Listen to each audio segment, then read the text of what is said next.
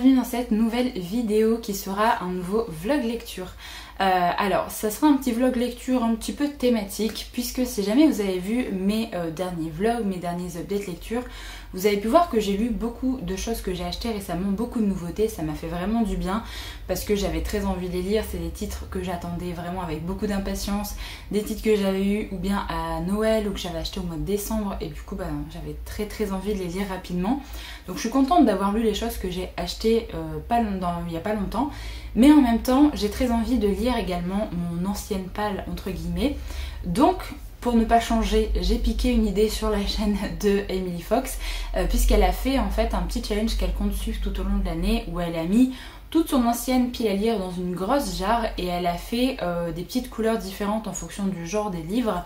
Et donc au fur et à mesure de l'année, elle va faire des challenges où elle va tirer des lectures de cette jarre pour essayer de lire son ancienne palle et pas forcément lire que des nouveautés. Et si jamais elle tire un titre, si jamais ça fait très longtemps qu'elle est là, elle essaye de lire, et si jamais ça ne passe pas, qu'elle veut plus vraiment lire ce titre-là, et elle fait un tri également dans sa bibliothèque grâce à ça. Du coup, elle se débarrasse du livre puisque de toute façon, elle y retournera pas. Donc, j'ai piqué un petit peu l'idée. Alors, mon conteneur n'est pas très joli. J'ai pris une boîte, de rangement de bouffe en fait, voilà. J'ai mis dedans également des petits papiers colorés. Et j'ai les papiers verts, c'est tout ce qui concerne l'imaginaire, donc tout ce qui est science-fiction, fantasy, fantastique, urban fantasy, ce genre de choses. Les papiers jaunes, c'est pour tout ce qui touche au thriller, cozy mystery, roman suspense, policier, enfin voilà. Et les papiers roses, c'est tout ce qui est romance historique, contemporain. Je crois que c'est tout. Donc voilà, j'ai 3 petites couleurs là-dedans et du coup je me suis dit que c'était chouette. Alors le conteneur, peut-être que je vais le changer à un moment parce que c'est pas vraiment ouf, mais je voulais un truc transparent. Je me suis dit que j'allais mettre des couleurs différentes comme elle a fait également dans sa vidéo, comme ça.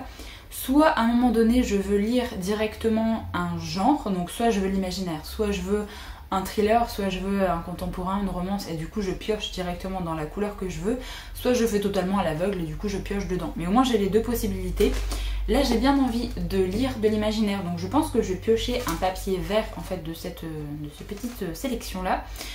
Et on verra bien sur quoi je tombe, et je vais essayer de m'y tenir en fait, de lire le titre que je vais piocher, et je piocherai peut-être plusieurs titres dans cette vidéo, on verra bien.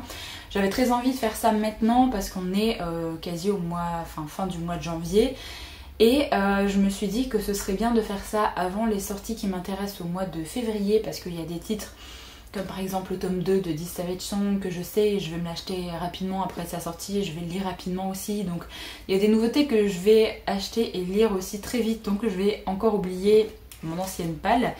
Donc j'avais très envie de consacrer plusieurs jours comme ça pour lire un petit peu mon ancienne palle.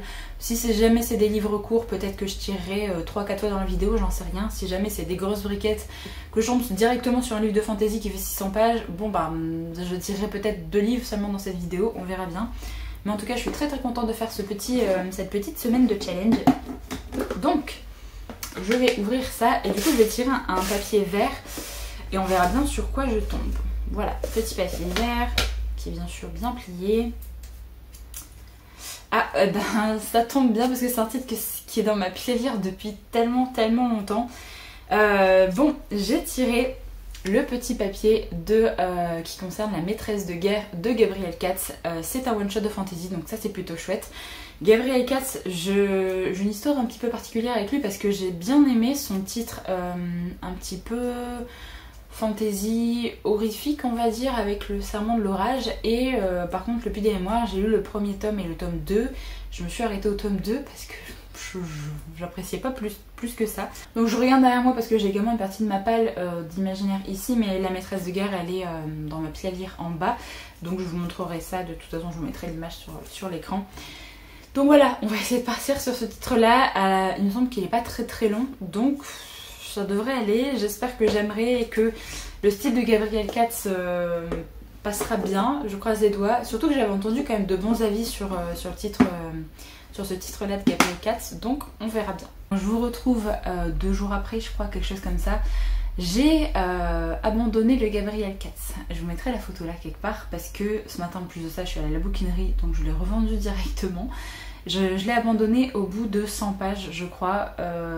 Alors, j'avais regardé sur Goodreads, il était dans ma pile-lire depuis février 2021, donc ça allait faire 2 ans que je l'avais et que je l'avais toujours pas lu. Là, j'ai commencé et au bout de 100 pages, franchement, je me suis dit, ça sert à rien de continuer. Je sais que je vais pas apprécier plus que ça ma lecture. J'ai pas forcément envie d'y retourner, j'apprécie pas plus que ça les personnages. Je pense vraiment que j'ai un souci avec le style d'écriture de Gabrielle Katz parce qu'il y a quelque chose qui me bloque. J'ai beaucoup de mal à trouver ça fluide. Je trouve que j'ai énormément de mal à m'attacher au personnage à cause de sa plume. Alors le seul titre que j'avais plutôt bien aimé, c'est le Serment de l'Orage, parce qu'il était parti dans un truc de fantaisie médiévale mais un peu horrifique, un petit peu à ambiance comme ça, et un peu plus jeunesse on va dire au niveau fantaisie, enfin plus young adulte. J'ai testé Puis des morts comme je vous l'ai dit au début de vidéo, j'ai abandonné au bout du 2e tome, j'ai quand même lu les 2 premiers tomes. Et là en fait j'ai regardé La Maîtresse de Guerre, ça se passe dans le même univers que le Puits des Mémoires. Et malheureusement, j'arrive pas du tout à être dans l'histoire. Donc voilà, c'est aussi le principe de cette petite chose, c'est essayer de sortir des livres qui sont depuis longtemps dans ma pile à lire, tenter, voir si ça va pas, si jamais ça va pas. Moi j'ai aucun souci à juste arrêter ma lecture et me dire non, c'est pas pour moi. Le style de l'auteur, là c'est le 4e roman de lui que j'essaye, et au bout d'un moment faut se dire non. Il y en a 2 où j'ai vraiment peiné à lire. Le premier tome était sympa depuis des mémoires, et en fait au fur et à mesure je me suis dit non, c'est pas pour moi.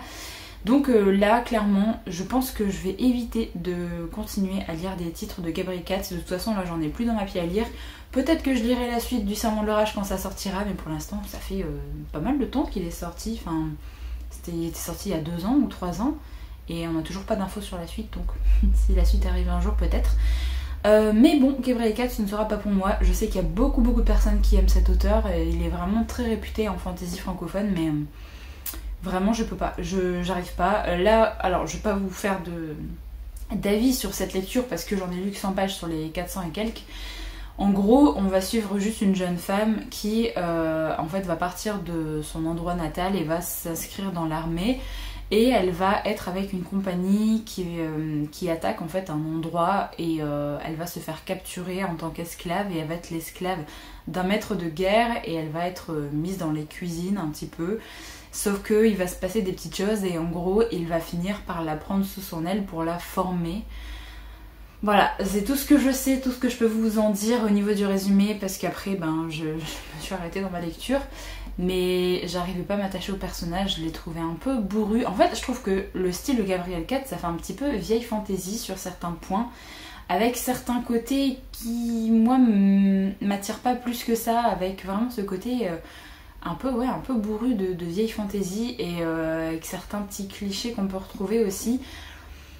Voilà, je suis pas une fan de son style. Donc je pense que je vais arrêter là avec Gabrielle Katz pour moi. Hier soir, je vous mettrai la petite vidéo quelque part. J'ai pioché ma prochaine lecture. J'avais envie également d'un truc d'imaginaire, et j'ai pioché La Ménagerie de papier. Donc j'ai pioché ça. Je vous ai pas repris pour faire le tirage parce qu'il était 10h, 10h30 du soir hier soir pour faire ma petite sélection, et du coup je l'ai commencé, j'en ai lu 60 pages. C'est un recueil de nouvelles, pareil je l'ai dans ma pilière depuis très longtemps. J'ai pas regardé depuis quand, mais ça doit faire au moins 2 ans, je dirais quelque chose comme ça. Donc il est temps également que je le sors. Ken Liu, je n'ai uniquement lu de lui qu'une seule nouvelle, qui est L'homme qui mit fin à l'histoire, qui est sorti chez Le Bélial dans leur collection Une heure lumière, que j'avais adoré. Vraiment, j'avais vraiment surkiffé cette lecture. C'est très court, mais j'avais trouvé que tout était bien en fait dans cette nouvelle un peu imaginaire historique, et j'avais vraiment adoré. Donc là je suis très contente de le retrouver dans une petite nouvelle. Alors il y a 19 nouvelles dans ce recueil de nouvelles là, ça fait à peu près 500 pages je crois. Ouais c'est ça. Donc là j'en ai lu 2. Alors la première était plus longue, la deuxième faisait 2 pages. Donc là je vais entamer la nouvelle Les algorithmes de l'amour. Donc c'est des nouvelles généralement de science-fiction. J'ai plutôt bien aimé la première, avec cette histoire il y a comme des aliens en fait qui sont arrivés sur notre terre, et ils sont venus un petit peu de façon pas très sympathique. Ils ont exterminé certains endroits, Et en gros, ils vont prendre certains humains pour leur faire subir une sorte de renaissance. En fait, ils prennent un humain et ils vont enlever tout ce qui est de mauvais en lui, tout ce qu'il a pu faire de mauvais en fait, et toutes ses pensées mauvaises. Ils vont également supprimer les pensées des personnes autour de lui, les pensées mauvaises qu'ils ont de lui en fait, tout ce qu'il a pu faire d'illégal ou ce genre de choses. Donc les humains sont un petit peu reset mental à certains moments, et du coup voilà, on part sur ce principe là. Il y a également les aliens finissent par se faire un peu accepter, et vous avez également des relations entre humains et aliens qui commencent à arriver. Bref, j'ai trouvé ça assez sympathique, je m'attendais pas à ce genre de nouvelles, assez étrange à rentrer dedans, mais au final j'ai trouvé ça assez sympathique à lire. Là je vais entamer du coup la nouvelle, elle est pas très longue. J'ai vu des personnes dire que la nouvelle La Ménagerie de Papier est très très chouette, donc j'ai hâte d'y être.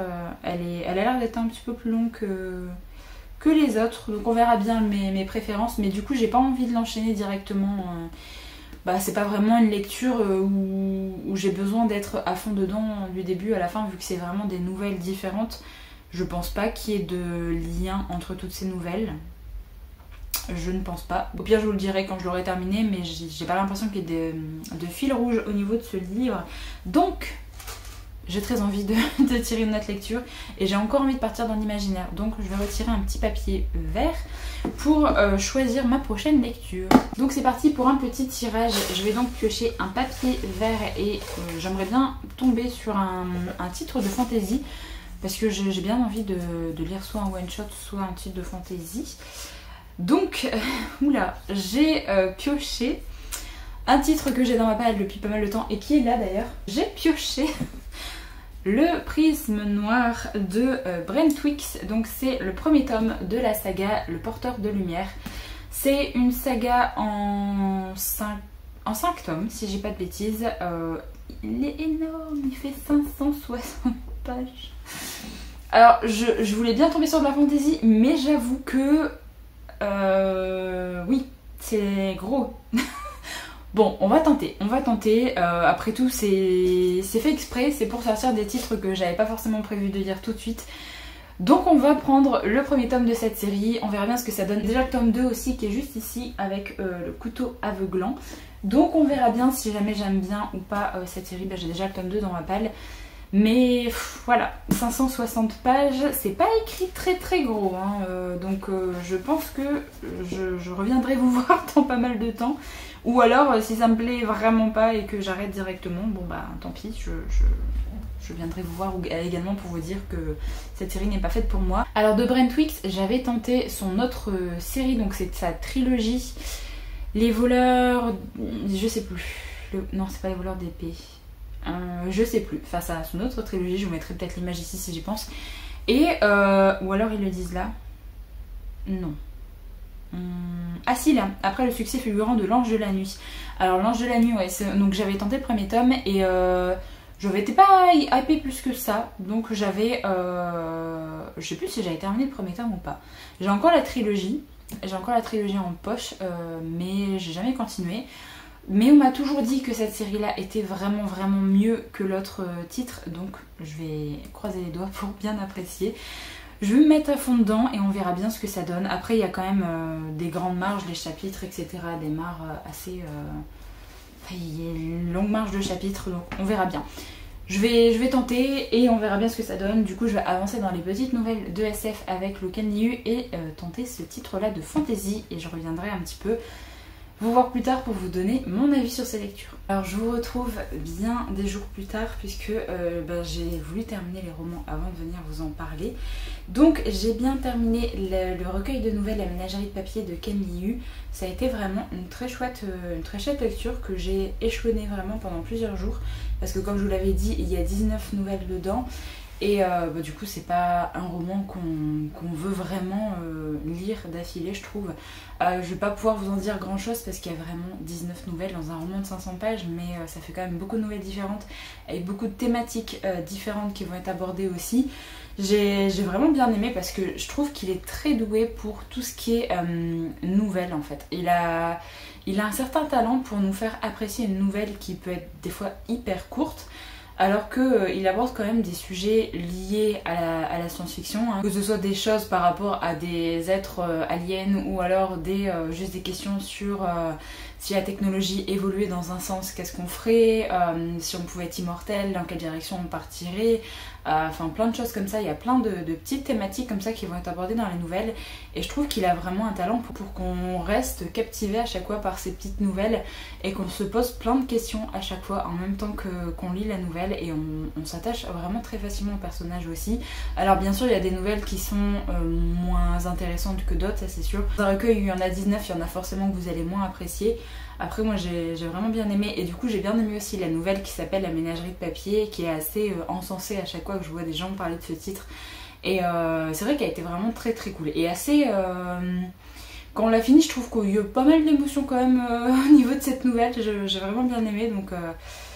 Voilà, je suis vraiment très très contente de l'avoir sorti de ma pilire parce que ça faisait tellement de temps qu'il était là. Je crois que pareil il date de 2021... 2020-2021 même, je sais plus. Ça faisait tellement longtemps qu'il était dans ma palle et tellement longtemps que je voulais relire des nouvelles de lui parce que j'avais tellement adoré moi son titre L'homme qui mit fin à l'histoire que je voulais vraiment découvrir d'autres recueils, enfin d'autres nouvelles et là c'est tombé sur des recueils mais j'ai un peu peur de me lancer dans sa série de fantasy un peu historique. Je vous mettrai l'image quelque part, mais j'ai un peu peur de me lancer vraiment dans une grosse série comme ça. N'hésitez pas à me dire si jamais vous l'avez lu, ce que vous en avez pensé. Je crois qu'il y a 3 ou 4 tomes. Et je crois qu'en France, il y a un tome qui est divisé en 2, si j'ai pas de bêtises. Voilà, n'hésitez pas à me dire si jamais la série vaut le coup, est-ce que c'est assez compliqué à se mettre dedans ou pas. Parce que là, je trouve qu'il y a certains moments où il aborde des termes un peu scientifiques, mais c'est quand même... assez comment dire, débutant friendly on va dire, enfin si vous n'avez pas l'habitude de lire de la SF avec des nouvelles ça passe vraiment tout seul, mais là de lire vraiment une grosse saga de fantasy un peu historique qu'il a fait, j'ai un peu peur mais ça me tente vraiment beaucoup parce que j'ai vu de très bons avis avec sa saga de fantasy donc je me la laisse dans un coin de ma tête pour peut-être tenter à un moment donné, mais je suis très contente d'avoir sorti ce recueil de nouvelles et donc je n'ai pas abandonné un livre de fantasy. J'avais abandonné malheureusement le livre de Gabriel Katz, comme je vous l'ai dit en début de vidéo. Et là, du coup, j'ai lu Le Porteur de Lumière, tome 1, Le Prisme Noir de Brent Wicks. Je ne l'aurais absolument pas sorti de ma palle si jamais j'avais pas fait ce petit challenge pour piocher mes lectures. Parce que clairement, c'est une énorme briquette. J'ai mis vachement de temps à le lire quand même. Il fait 565 pages. Alors ça se lit vraiment bien pourtant, ça se lit vraiment bien, c'est juste que nouveau tome de fantasy, nouvelle magie qui est abordée, nouveau monde, nouvel univers et du coup forcément je mets toujours un peu de temps à chaque fois à réussir à poser toutes les bases en fait de l'univers moi donc généralement je mets beaucoup plus de temps à lire un premier tome qu'une suite de saga. Et là, j'avais un peu d'appréhension parce que comme je l'avais dit, j'avais tenté de lire son titre de son autre trilogie, L'Ange de la Nuit, que je ne m'avais pas hypé plus que ça. Du coup, je crois que je l'avais même pas fini le premier tome de cette trilogie. Et là, donc, je me suis dit, c'est le même auteur, est-ce que du coup ça va pas me plaire, est-ce que c'est en général, est-ce que c'est les titres de cet auteur qui me plaisent pas? Et du coup, je me suis lancée dedans. Alors, il y a des choses que j'ai pas forcément aimées, mais globalement, ça a vraiment été une très très chouette découverte. Je trouve que la magie qui est utilisée dans cet univers est hyper atypique et vraiment je trouve qu'elle est bien construite. Alors je trouve que c'est pas la magie la plus facile à réussir à imaginer, mais une fois qu'on est un peu dans l'univers, une fois qu'on a compris un petit peu comment ça se passait grosso modo, ça va beaucoup mieux, même si j'ai encore beaucoup de questions et j'espère vraiment que dans le tome 2 on va répondre déjà à ces questions.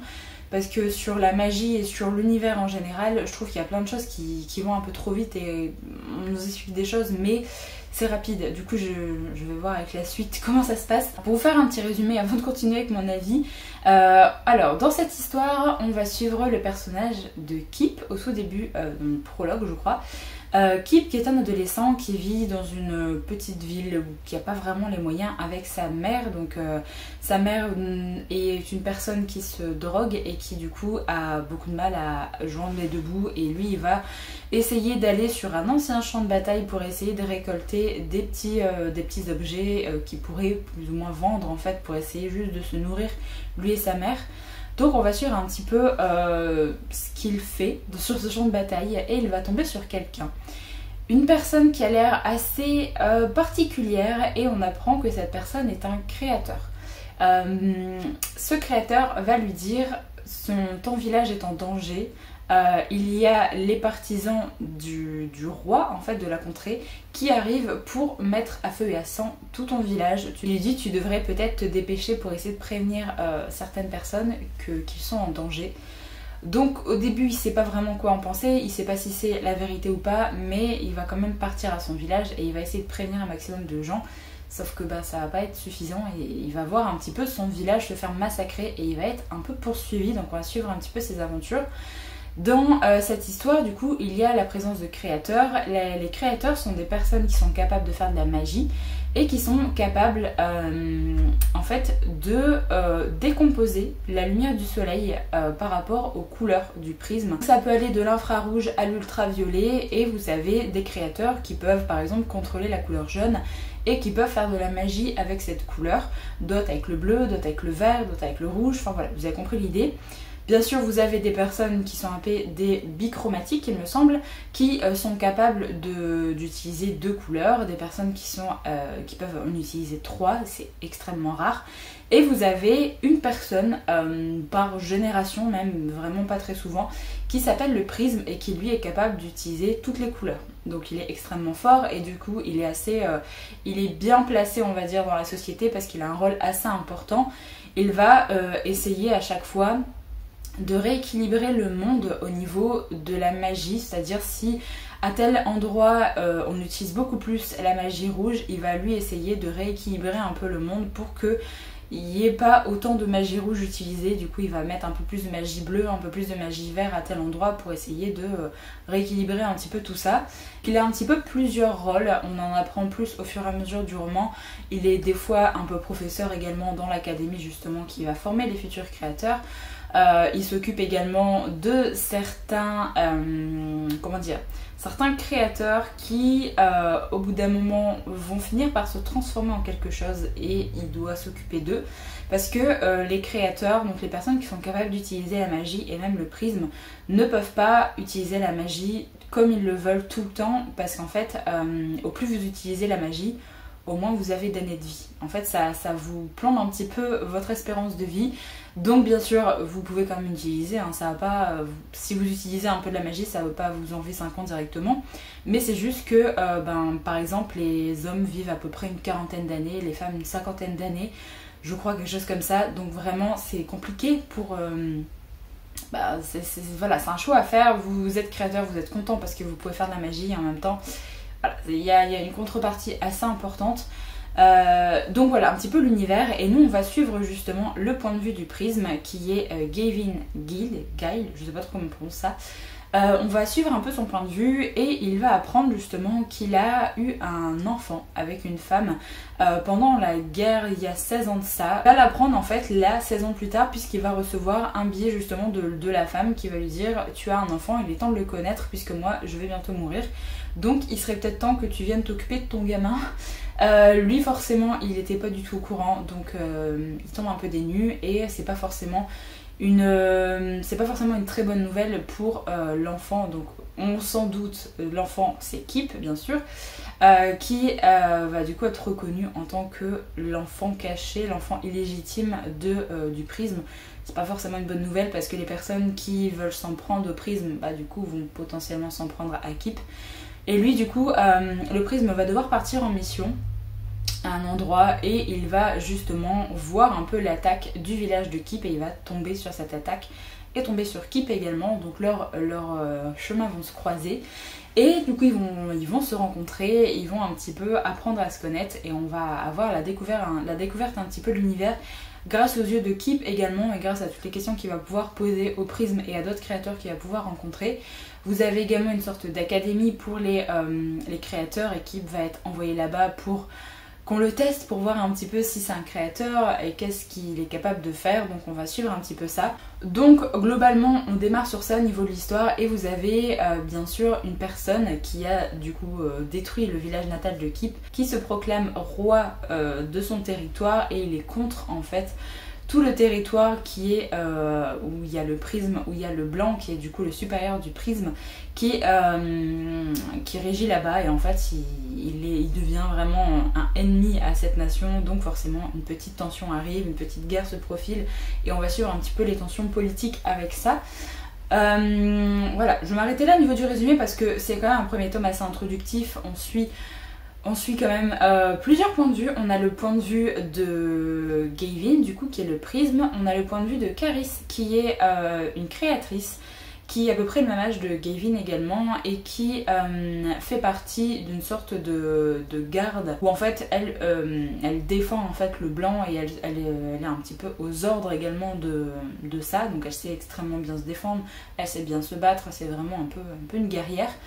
On a le point de vue de Kip, on a également le point de vue d'une autre jeune femme qu'on va rencontrer suite quasiment à l'arrivée de Kip à l'académie, qui est une jeune femme qui était également dans le village natal de Kip, donc Kip la connaît, donc on va suivre un petit peu son point de vue à elle. Et un autre point de vue d'une personne qui est faite prisonnière, et on ne sait pas vraiment qui c'est. On sait qui c'est, mais je peux pas vous en dire grand chose parce que ça spoil déjà des éléments de l'histoire. Donc voilà, au niveau des points de vue, on a quand même pas mal de points de vue, pas mal de situations qu'on va suivre à chaque fois. J'ai vraiment beaucoup aimé les points de vue de Gavin et de Caris parce que c'est des personnes assez matures, ils ont 30-40 ans, quelque chose comme ça. C'était vraiment chouette de les suivre, et j'aime vraiment bien suivre leur situation, leur façon de penser, leur façon de voir un petit peu la situation géopolitique qu'il y a dans chez eux. Donc j'ai vraiment bien aimé les suivre. Par contre, Kip, j'avoue, j'ai eu du mal. Vraiment, j'ai eu du mal avec lui parce que il est... Même s'il a genre 16 ou 17 ans, je crois, quelque chose comme ça, il est encore très enfantin dans sa tête. Après, il a subi des choses pas faciles, donc je pense qu'il va finir par évoluer dans les tomes d'après, mais c'est pas un perso que j'apprécie plus que ça. J'attends de voir un petit peu comment il va évoluer par la suite, mais bon... Il fallait ce genre de perso également, au moins ça permet aussi d'avoir une découverte de l'histoire et une découverte de l'univers grâce aux yeux d'une personne qui n'en sait pas grand chose. Donc voilà, c'était plutôt chouette, j'ai eu des préférences au niveau des points de vue. Je trouve que globalement on s'ennuie pas parce qu'il y a beaucoup d'action dans ce premier tome. On a un peu de mal, enfin j'ai eu un peu de mal à vraiment comprendre la magie, parce qu'en fait les personnes peuvent du coup prendre la couleur rouge de la lumière et du coup s'en servir pour faire de la magie, mais en fait il crée grâce à la luxine, qui est une sorte de pâte informe qui peuvent moduler et faire vraiment des choses grâce à ça. Et donc par exemple si vous travaillez avec la couleur bleue, vous pouvez par exemple créer une échelle ou créer des objets par rapport à ça qui vont tenir plus ou moins longtemps dans le temps, ça dépend de plein de choses. Quand vous êtes d'autres couleurs, vous pouvez faire d'autres choses aussi. Et vous avez également le tempérament des gens qui est en fonction aussi de la couleur qu'ils savent manier. Donc une personne par exemple qui est bichromatique avec jaune, rouge, enfin orange-rouge, a un tempérament vachement plus fort et vachement plus dynamique, vachement plus énervé on va dire, qu'une personne qui crée la couleur bleue par exemple, qui est quelqu'un de plus calme, de plus réfléchi, de plus posé. Donc voilà, ça joue également sur le tempérament des gens, donc j'ai bien aimé aussi ça, de suivre ce genre de choses.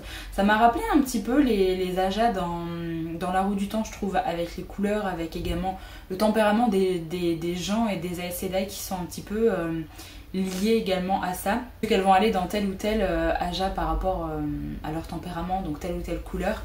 Donc voilà, je trouve que c'était vraiment un système de magie qui est assez particulier, assez compliqué des fois à comprendre un petit peu ce qu'il en est, mais j'ai bien aimé, je trouve que c'est hyper intriguant, hyper intéressant, donc j'ai hâte de voir la suite de l'histoire, parce que bien évidemment il y a des petits cliffhangers au fur et à mesure du tome, il y a même des cliffhangers en plein milieu du tome. Je m'attendais pas du tout à avoir des révélations comme ça qui arrivent en plein milieu de la lecture du premier tome.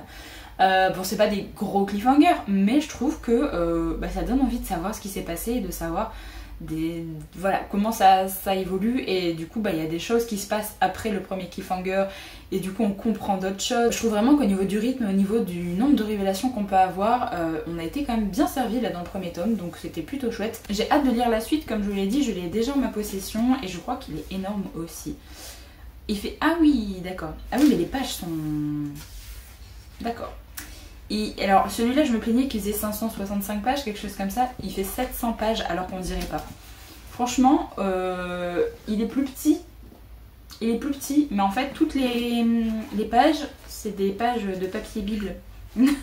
Vraiment c'est extrêmement fin. Bon, on verra. Alors pas au mois de février parce que du coup j'ai prévu du coup le challenge de lire des petites lectures. Potentiellement également commencer un challenge de romantasy de Nina Quill. Donc on verra mars ou avril, peut-être que j'essaierai de le sortir pour voir comment ça évolue et voir si vraiment la saga me plaît vraiment beaucoup et si c'est une saga que je vais continuer. Pour l'instant oui, parce que j'aime bien j'ai bien aimé le premier tome.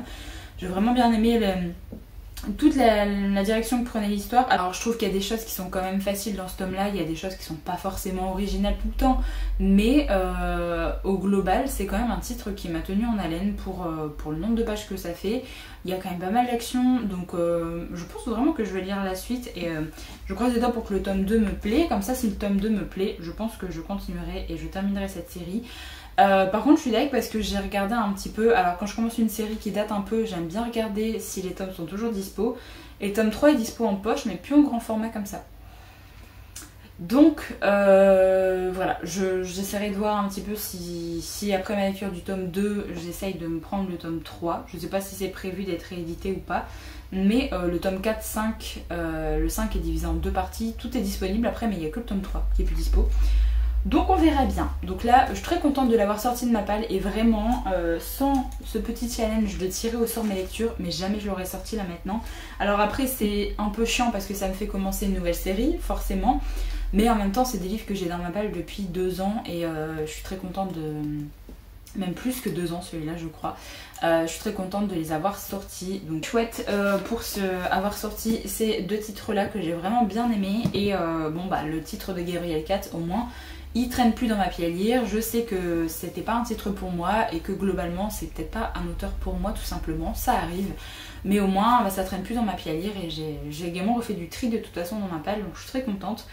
Je verrai bien quand je lirai le tome 2. C'est vraiment une série qui a un potentiel qui peut vraiment plaire par la suite. Donc je suis très contente également, comme quoi il faut pas forcément se faire un avis d'un auteur quand on a lu uniquement une de ses séries, parce qu'il y a vraiment d'autres titres des fois qui peuvent vraiment mieux nous plaire, d'autres univers qui nous correspondent peut-être un peu plus. Donc voilà, sinon je vais peut-être arrêter le vlog ici parce qu'il est déjà assez long. Je suis en train de reprendre également ma lecture en VO du coup que j'avais commencé mi-janvier et que j'avais mis sur pause pour lire d'autres petites choses. Et du coup j'ai repris la Book Lovers de Emily Henry, qui est une romance contemporaine. Je pense qu'après toutes ces lectures d'imaginaire ça va me faire du bien de reprendre ça. Là j'en suis page 91, je vais essayer de me refixer un nombre de pages par jour pour essayer de le lire relativement vite parce qu'il fait quand même 370 pages. Et en même temps, là je vais commencer du coup mes lectures pour le mois de février. Donc je vais commencer également un nouveau vlog. Du coup il va m'accompagner pendant le mois de février. Je pense que je le terminerai tranquillement et je vais pas me mettre la pression. Mais ce sera du coup mon petit livre en VO pour le mois de février. Donc ça c'est chouette et je me régale pour l'instant. C'est hilarant, vraiment. Je trouve qu'elle a vraiment un don pour faire des personnages avec des répliques, des petites punchlines comme ça qui sont hilarante. Je me régale vraiment avec ce titre là. C'est pas forcément très compliqué à lire en anglais si jamais vous voulez tester un petit peu son style d'écriture. J'aime vraiment bien. Et là du coup dans cette histoire en gros c'est une romance contemporaine qu'on va suivre normalement, où en fait là on va suivre Nora qui est une sorte d'agent littéraire. Elle travaille pour des auteurs et en gros c'est elle qui va essayer de chercher dans quelle maison d'édition le livre de son auteur en fait, parce qu'elle travaille pour plusieurs auteurs, mais dans quelle maison d'édition ce serait le mieux adapté. Donc par exemple si jamais vous avez un auteur qui fait de la fantasy, forcément elle va pas aller voir une maison d'édition qui fait de la littérature blanche ou des romances ou ce genre de choses, et elle va essayer de négocier pour eux le meilleur contrat possible. Donc voilà, elle est assez focalisée sur son travail, elle n'a pas forcément beaucoup d'autres passions, elle est un peu considérée comme une personne très froide de l'extérieur. Mais sa sœur là qui attend un autre enfant souhaite prendre des vacances avec elle pour essayer de faire un petit peu le vide avant l'arrivée de son autre enfant, parce que c'est son 3e enfant et elle veut partir un petit peu sans ses 2 autres enfants pour essayer d'avoir un petit moment de calme et d'être avec sa sœur qu'elle voit quand même beaucoup moins souvent puisque elle est maman, ça lui prend beaucoup de temps et du coup sa sœur est très focalisée sur son travail donc elle se voit très peu même si elles sont quand même relativement proches. Donc elles vont partir dans un endroit où justement il y a un titre que Nora a fait publier qui se déroulait là-bas, c'est Sunshine Falls, voilà. Donc elles veulent partir pendant les vacances d'été pour essayer de faire le point, d'être ensemble, de passer un bon moment. Et en fait elle va tomber sur un mec qu'elle connaît, puisqu'en fait il tient justement une maison d'édition. Elle a essayé de vendre le deuxième roman justement de la personne qui avait écrit le roman de Sunshine, qui se passait à Sunshine Falls. Mais cette personne l'a rembarré directement en disant que c'était pas vraiment un bon roman, qu'il voulait pas publier ça, que de toute façon le titre qui se passait à Sunshine Falls était pas terrible alors qu'il a eu d'excellentes ventes et compagnie.